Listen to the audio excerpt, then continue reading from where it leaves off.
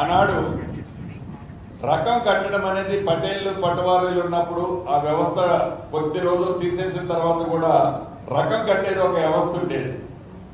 అదే రకంగా ఈ రకం కట్టడం వలన ఆనాటిలాగా ఎకరానికి 3 డిజిట్లో 100 రూపాయలు 200 రూపాయలు కాకుండా నామినల్ కాస్ట్ పెట్టి ఈ నామినల్ కాస్ట్ రకం రసీదు కనుక ఇచ్చినట్లయితే ఆ భూమికి సంబంధించింది ఒక భద్రత ఆ భూమిలో ఉన్న వాళ్ళకి ఒకటి కలుగుతుంది.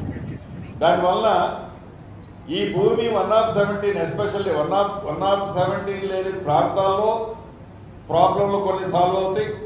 1/17 ప్రాంతంలో కూడా ఎస్పెషల్లీ ఇప్పుడు వాళ్ళకి అసలు కొన్ని ప్రాంతాలు అనేది ఏ ఆధారమూ లేదు, ఏ కాగితమూ లేదు. ఏ కాగితం లేకని కారణంగా అసలు ఈ భూమి నాదేనా నాది కాదా అని ఆ భూమి ఆసామి ఉలిక్కిపడి లెగిస్తే తనకొచ్చే ధర్మ సందేహంలో నిజం కూడా లేకపోలేదు.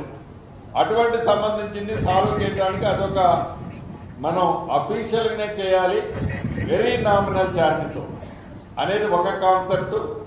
కొన్ని స్టేట్లలో దీని మీద స్పెషల్గా స్టేట్ గవర్నమెంట్లు కొన్ని పాలసీలు తీసుకొచ్చాయి.